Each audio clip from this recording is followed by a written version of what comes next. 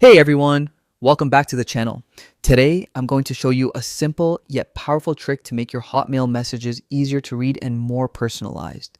Yes, we're talking about changing the font size in your Hotmail emails. Perfect for clarity, comfort, and that professional touch. Stick around, because by the end of this video, you'll know exactly how to do it in just a few clicks. First, log into your Hotmail account, which is now part of Outlook.com. Once you're on your inbox, look to the top right corner and click on the settings icon, the little gear. From the drop-down, select Mail to access all your email preferences. This is where the magic begins. Now, in the Mail settings, find the Compose and Reply section.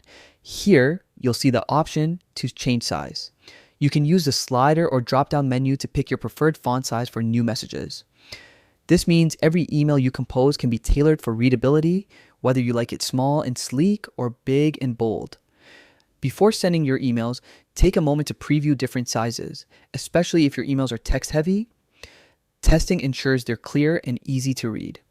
A well-chosen font size not only improves clarity, but also makes your emails look professional and polished.